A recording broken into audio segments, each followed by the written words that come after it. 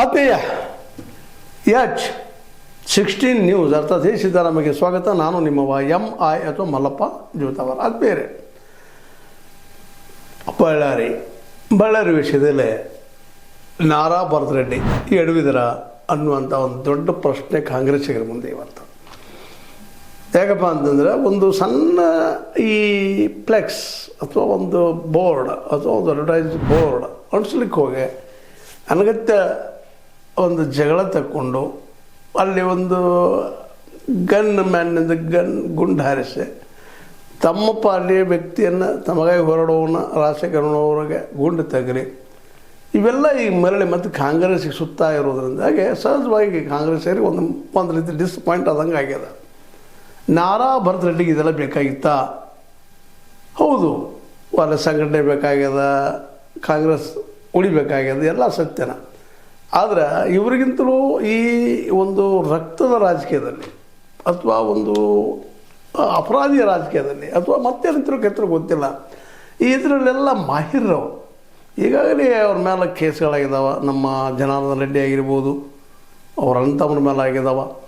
ಅಲ್ಲೆಲ್ಲ ಇಡೀ ಬಳ್ಳಾರಿನ ಇವತ್ತೇನಪ್ಪ, ಬಳ್ಳಾರಿ ಗುಡ್ಡ ಕಬ್ಬಿನ ಹೆಚ್ಚು ಕಡಿಮೆ ಎಲ್ಲ ಹಳ್ಳಾಡೋಂಥ ಪರಿಸ್ಥಿತಿ ಆಗ್ಯದ. ಎಷ್ಟೋ ಗುಡ್ಡಗಳು ಕರಿಗೆ ಹೋದಂಥ ವ್ಯಕ್ತಿತ್ವವನ್ನು ಪಡೆದಂಥವ್ರು ಕರಗಿಸಿದಂಥದ್ದು. ಈವನ್ ಬಾರ್ಡರ್ಗಳ ಸಹಿತ ಇವತ್ತೇನಪ್ಪ ಅಂತಂದ್ರೆ ನಮ್ಮ ಕರ್ನಾಟಕ ಮತ್ತು ಆಂಧ್ರದ್ದು ಇವತ್ತು ಕುರಿತು ಆದಂಥ ಪರಿಸ್ಥಿತಿ ನೆಲೆಸಿದಂಥವ್ರ ವಿರುದ್ಧ ಹೋರಾಟ ಮಾಡೋ ಒಂದು ರೀತಿಯಿಂದ ಎಚ್ಚರಿಕೆಯಿಂದ ಇರಬೇಕಾಗಿತ್ತೇನೋ. ನಾರಾ ಭರತರೆಡ್ಡಿ ವಯಸ್ಸಾಣದು, ತಿಳುವಳಿಕೆ ಕಡಿಮೆ ಅಂತ ನಾವು ಇವತ್ತು ಅನ್ಬೋದು. ಬಟ್ ತಪ್ಪು ಅಪರಾಧ ಇವತ್ತದು ಅವ್ರ ಸುತ್ತೋದನ್ನು ನೋಡಿದಾಗ ಸಹಜವಾಗಿ BJPಗೆ ಒಂದು ನೆಲೆಯನ್ನು ಅಥವಾ ಒಂದು ವಿರೋಧ ಮಾಡೋದಕ್ಕೆ ಒಂದು ಹೊಸ ಆಯಾಮವನ್ನು ಕೊಟ್ಟಿತ್ತೇನೋ ಇದು ಅನ್ನುವಂಥದ್ದು. ಹೀಗಾಗಿ ನಮ್ಮ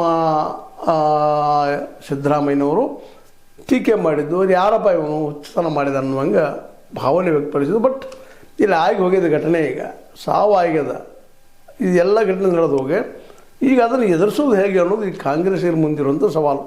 ಯಾಕಂದರೆ ಕಾಂಗ್ರೆಸ್ಸಿಗರ, ಅದರಲ್ಲೂ ಬಳ್ಳಾರಿಯ ಜಿಲ್ಲೆಯ ಕಾಂಗ್ರೆಸ್ಸಿಗರು ಈ ವಿಷಯದಲ್ಲೇ ಒಂದು ರೀತಿ ಹಿಂಜರಿತ ಅನುಭವಿಸುವಂಥ ಪರಿಸ್ಥಿತಿಗೆ ಬಂದಿತ್ತಿದ್ದಾರೆ.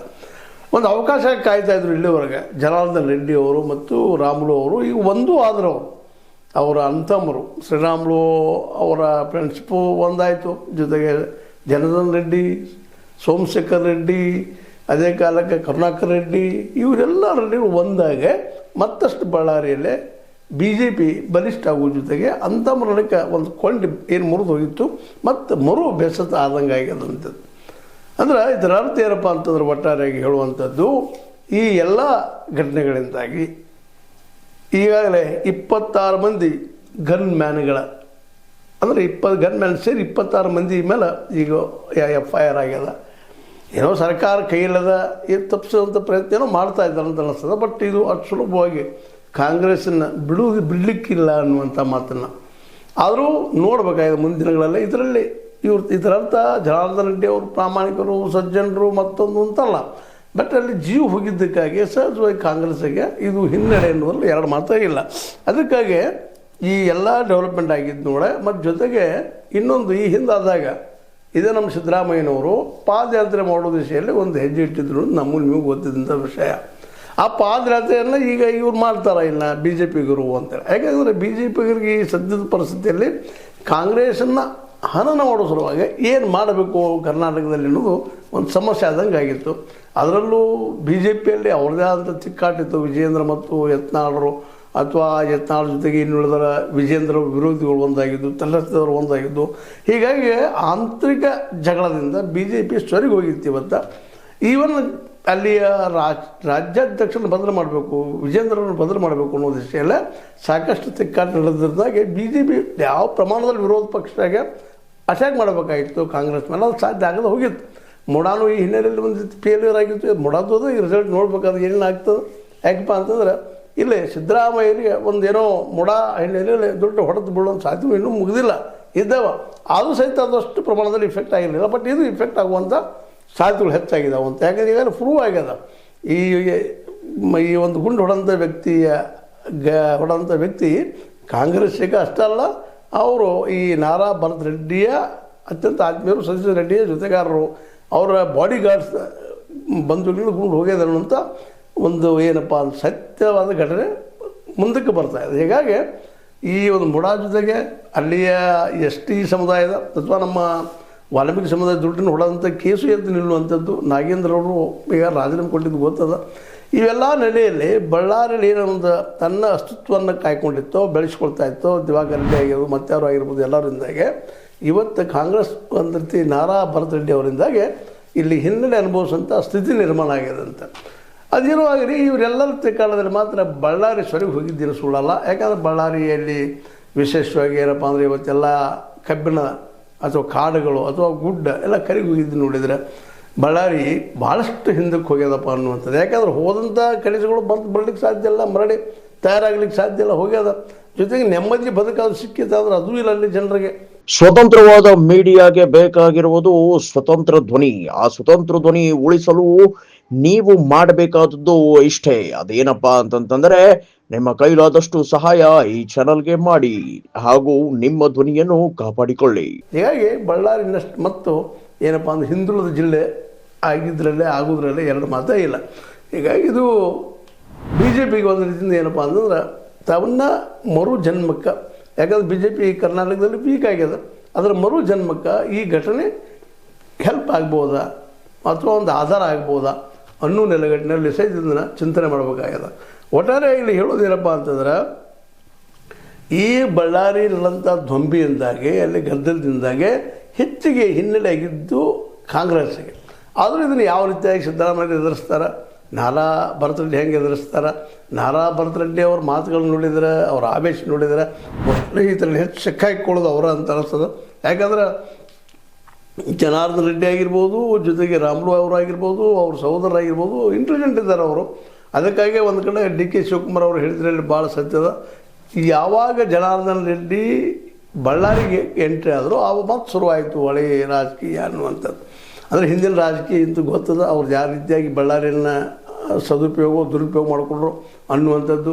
ಮತ್ತು ಹಿಂದಿನ ಸರ್ಕಾರದಲ್ಲೇ ಅದು ಯಡಿಯೂರಪ್ಪ ಸರ್ಕಾರದಲ್ಲಿ ಏನು ಮಾಡಿದರು ಎಂಬುದನ್ನು ಇವೆಲ್ಲವೂ ಈಗಾಗಲೇ ಇತಿಹಾಸ ಪುಟಗಳಲ್ಲಿ ದಾಖಲಾಗಿದ್ದಾವೆ. ಜೊತೆಗೆ ಇನ್ನೂ ಅವ್ರ ಮೇಲೆ ಕೇಸುಗಳು ಇದ್ದಾವೆ ಜನಾರ್ದನ್ ರೆಡ್ಡಿ ಅವ್ರ ಮೇಲೆ. ಮತ್ತು ಇಂಥ ಕೇಸ್ ಆಗಿದ್ದು ಅದಕ್ಕೆ ಕಾರಣಕರ್ತರು ಅವರು ಅನ್ನುವಂಥ ಮಾತನ್ನು ಇನ್ನೂ ಒಂದಿಷ್ಟು ಮಾತುಗಳು ಎದ್ದು ಬರ್ತಾ ಇದ್ದಾವೆ. ನಾರಾ ಭರತ್ ರೆಡ್ಡಿ ಅವರ ಗುರಿ ಜನಾರ್ದನ್ ರೆಡ್ಡಿ ಆಗಿದ್ದರು ಅನ್ನುವಂತಹ ಪ್ರಚಾರ ಸಹಿತ ಭಾಳ ವ್ಯವಸ್ಥಿತವಾಗಿ ಮಾಡ್ತಾ ಇರೋದರಿಂದಾಗೆ ಕಾಂಗ್ರೆಸ್ಸಿಗೆ ಇದೆಲ್ಲ ನುಂಗಲಾರದ ಬಿಸಿ ತುಪ್ಪ ಆಗುವಂಥದ್ದಾಗ್ಯದ. ಒಂದು ಕಡೆ ನಾರಾ ಭರತ್ ರೆಡ್ಡಿ ಅವರ ಈ ಎಲ್ಲ ಆ್ಯಕ್ಟಿವಿಟೀಸ್ಗಳು ಅವರಿಗೆ ವೈರಿ ಆಗ್ತಾಯಿದ್ರೆ, ಇನ್ನೊಂದು ಕಡೆಯಿಂದ ಅಲ್ಲಿ ಬಿ ಜೆ ಪಿ ಮತ್ತು ಮರುಸ್ಥಾಪನೆ ಆಗ್ತದನ ಮತ್ತು ಬೆಳೀತದನ ಮುಂದಿನ ಎಲೆಕ್ಷನ್ದಲ್ಲಿ ಅನ್ನುವಂಥ ಒಂದು ವಾತಾವರಣ ಅಲ್ಲಿ ನಿರ್ಮಾಣ ಆಗಲಿಕ್ಕತ್ತದ. ಹೀಗಾಗಿ ಜನನು ಇವತ್ತು ಭರತ್ ರೆಡ್ಡಿಯ ಆಫೀಸ್ಗಳ ಜನ ಕಡಿಮೆ ಆಗ್ತಾ ಇದ್ದಾರೆ, ಸುದ್ದಿಗಳು ಬರ್ತಾ ಇದ್ದಾವೆ. ಅದೇ ಕಾಲಕ್ಕೆ ಜನಾರ್ದನ್ ರೆಡ್ಡಿಯ ಆಫೀಸ್ಗಳ ಜನ ಅಥವಾ ಕಚೇರಿಗಳ ಜನ ಹೆಚ್ಚು ಬರ್ತಾ ಇದ್ದಾರೆ, ಅವ್ರು ಭೇಟಿ ಆಗ್ತಾ ಇದ್ದಾರೆ ಅನ್ನುವಂಥ ಡೆವಲಪ್ಮೆಂಟ್ಗಳು ಗಮನಿಸಿದಾಗ, ಮತ್ತು ಜೊತೆಗೆ ಇನ್ನೇನಾದರೂ ಬೈ ಚಾನ್ಸ್ ಭರತ್ ರೆಡ್ಡಿ ಅವರು ಉಳಿಸ್ಕೊಳ್ಳಿಕ್ಕೆ ಹೋದ್ರೆ ಕಾಂಗ್ರೆಸ್ಸಿಗರು ಈ ಒಂದು ಪಾದಯಾತ್ರೆಯನ್ನು ಹಾಕ್ಕೊಂಡ್ರೆ ಬಿ ಜೆ ಪಿಗರು ಜೊತೆಗೆ ಜನಾರ್ದನ್ ರೆಡ್ಡಿ ವಿಜಯೇಂದ್ರ ಇವರೆಲ್ಲ ಕುಳ್ಕೊಂಡು ಬಿ ಜೆ ಪಿ ಹೆಸರಿನಲ್ಲೇ ಪಾದಯಾತ್ರೆ ಬೆಂಗಳೂರು ತನಕ ಇಟ್ಕೊಂಡ್ರೆ ಅದು ಇನ್ನಷ್ಟು ಕಾಂಗ್ರೆಸ್ಸಿನ ಹಿನ್ನಡೆಗೆ ಕಾರಣ ಆಗುವ ಸಾಧ್ಯತೆಗಳು ಎಲ್ಲ ಇದ್ದಾವೆ. ಜೊತೆಗೆ ಈಗಾಗಲೇ ಕಾಂಗ್ರೆಸ್ನಲ್ಲೂ ಕುರ್ಚಿ ಕಚ್ಚಾಟ ತೆಕ್ಕಾಟ ಸಾಕಷ್ಟು ಅದ. ನಾನು ಸಿ ಎಮ್ ಅಂತೇಳಿ ಅದು ಸಹಿತ ಮುಂಬರುವ ದಿನಗಳು ಕಾಂಗ್ರೆಸ್ಸಿಗೆ ಒಂದು ಹೊಡೆದು ಬೀಳುತ್ತದೆ ಅನ್ನುವಂಥ ಮಾತುಗಳು. ಈ ಸಂದರ್ಭದಲ್ಲಿ ಇನ್ನೊಂದು ಮಾತನ್ನು ಗಮನಿಸಬೇಕಾಗಿದ್ದು ಏನಪ್ಪ ಅಂತಂದ್ರೆ ಈ ಎಲ್ಲ ಡೆವಲಪ್ಮೆಂಟ್ಗಳಿಂದಾಗಿ ಕಾಂಗ್ರೆಸ್ ಕರ್ನಾಟಕದಲ್ಲೇ ತನ್ನ ಒಂದು ಏನಪ್ಪ ಅಂದ್ರೆ ಇಳಿಕೆಯ ಕ್ರಮಕ್ಕೆ ಕೆಳಗೆ ಇಳಿಯೋದಕ್ಕಾಗಿ ತನ್ನ ದಾರಿಯನ್ನು ತಾನು ತೋಡ್ಕೊಳ್ತಾ ಇದರಲ್ಲಿ ಅನ್ನುವಂಥದ್ದು. ಏನೋ ಆಗಲಿ ಇದರಲ್ಲಿ ತಪ್ಪಿತಸ್ಥರ ಶಿಕ್ಷೆ ಕೊಡಿಸುವಂಥ ಕೆಲಸವನ್ನು ಕಾಂಗ್ರೆಸ್ ಇವತ್ತು ಮಾಡಿಸಲೇಬೇಕಾಗ್ಯದ. ಯಾಕಂದ್ರೆ ಈಗಾಗಲೇ FSL ವರದಿ ಪ್ರಕಾರ ಆಗಿರ್ಬೋದು ಅಥವಾ ಇನ್ನುಳಿದೆಲ್ಲ ಪೊಲೀಸ್ ರಿಪೋರ್ಟ್ ಪ್ರಕಾರ ಆಗಿರ್ಬೋದು, ನಾರಾ ಭರತ್ ರೆಡ್ಡಿಯವರ ಏನಪ್ಪ ಅಂದರೆ ಕಾವಲುಗಾರರು ಅವರು ಇಂಥವ್ರು ಇದನ್ನು ಅಟ್ಯಾಕ್ ಮಾಡಿದ್ದಾರೆ ಅನ್ನುವಂಥದ್ದು ಸ್ಪಷ್ಟ ಆಗಿದ್ದರಿಂದಾಗೆ ಇದರಲ್ಲಿ ಸತೀಶ್ ರೆಡ್ಡಿಯ ಪಾತ್ರ ಹಿಡಿದು ಫಿಕ್ಸ್ ಆಗಿದ್ದರಿಂದಾಗೆ ಇದು ಕಾಂಗ್ರೆಸ್ಸಿಗೆ ಮಾತ್ರ ಮುಂದಿನ ದಿನಗಳಲ್ಲೇ ಭಾಳಷ್ಟು ತೊಂದರೆ ಕೊಡೋದ್ರಲ್ಲಿ ಎರಡು ಮಾತಿಲ್ಲ. ಅದೇ ಕಾಲಕ್ಕೆ ಬಿ ಜೆ ಪಿಗೆ ಒಂದು ಹೊಸ ಶಕ್ತಿಯನ್ನು ಈ ಘಟನೆ ತಂದು ಕೊಟ್ಟಿದ್ದು ಸುಳ್ಳಲ್ಲ ಅನ್ನುವಂಥ ಮಾತುಗಳು ರಾಜಕೀಯ ವಲಯದಲ್ಲಿ ಕೇಳಿ ಬರ್ತಾ ಇದ್ದಾವೆ. ನೋಡೋಣ ಏನಾಗ್ತದೆ, ಇದರಿಂದ ಹೇಗೆ ಹೊರಗೆ ಬರ್ತದೆ ಈ ಕಾಂಗ್ರೆಸ್ ಅನ್ನುವಂಥದ್ದು. ಯಾಕಂದ್ರೆ ಇದರಿಂದ ಹೊರಗೆ ಬರಲೇಬೇಕಂತ ಅನಿವಾರ್ಯತೆ ಕಾಂಗ್ರೆಸ್ಸಿಗಿದೆ. ಇಲ್ಲಾಂದ್ರೆ ಇದು ಭಾಳ ದೊಡ್ಡ ಒಂದು ಅಪಾಯಕಾರಿ ಬೆಳವಣಿಗೆಯಾಗಿ ಕಾಂಗ್ರೆಸ್ನ ಹಿನ್ನಡೆಗೆ ಕಾರಣ ಆದರೂ ಆಗ್ಬೋದು. ಇದಕ್ಕೆಲ್ಲ ನಾರಾ ಭರತ್ ರೆಡ್ಡಿಯ ವಯಸ್ಸು, ಅದರ ಎಳೆತನ, ರಾಜಕೀಯ ಅನುಭವ ಇಲ್ಲದಂಥದ್ದು, ಜೊತೆಗೆ ಈ ಒಂದು ಹಿಂಸಾ ರೂಪದ ರಾಜಕೀಯಕ್ಕೆ ಇಳಿದಿದ್ದು. ಯಾಕೆಂದರೆ ಹಿಂಸೆಗೆ ಹಿಂಸೆ ಹುತ್ತರಲ್ಲ ಅನ್ನುವಂಥದ್ದನ್ನು ಅರ್ಥ ಮಾಡ್ಕೋಬೇಕಾಗಿತ್ತು. ಅದರ ಅರ್ಥ ಆಗದ ಕೆಲಸ ಆಗಿ ಹೋಗ್ಯದ.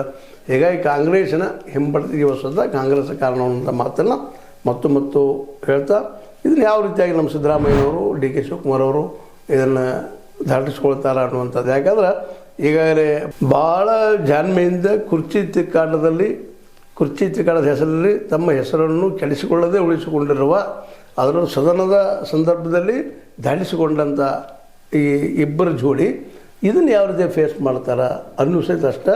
ಇಲ್ಲೇ ಏನಪ್ಪ ಅಂದ್ರೆ ಪ್ರಶ್ನಾರ್ಹದ. ಯಾಕಂದ್ರೆ ಇದು ಒಂದು ಸ್ವಲ್ಪ ಕಷ್ಟ ಆಗ್ತದೆ ಕಾಂಗ್ರೆಸ್ಸಿಗೆ ಅಂತ ಹೇಳ್ತಾ, ಏನಾದರೂ ಆಗಲಿ ಒಟ್ಟಲ್ಲೇ ಈ ಒಂದು ನಾರಾ ಭರತ್ ರೆಡ್ಡಿ ಇವರ ಎಡವಿನಿಂದಾಗೆ ಕಾಂಗ್ರೆಸ್ಸಿಗೆ ಒಂದು ಸ್ವಲ್ಪ ತೊಂದರೆ ಆಗುವುದಂತ ನಿಶ್ಚಿತ, ಅಥವಾ ಹೆಚ್ಚಿಗೆ ಆದರೂ ಯಾರು ಆಸೆ ಪಡಬೇಕಾಗಿಲ್ಲ ಅಂತ ಹೇಳ್ತಾ, ಇದು ನಿಮ್ಮ ಲೈಕ್ ಆಗಿರ್ಬೋದು. ಲೈಕ್ ಮಾಡಿ, ಶೇರ್ ಮಾಡಿ, ಕಮೆಂಟ್ ಮಾಡಿ, ಜೊತೆ ಸಬ್ಸ್ಕ್ರೈಬ್ ನಿಲ್ಲಿಸಬೇಡ್ರಿ. 16 ನ್ಯೂಸ್ ಅರ್ಧ ದೇಶ ಸಿದ್ದರಾಮಯ್ಯ ಸತ್ಯ ಕೈಗೊಂಡು ವಂದನೆಗಳು.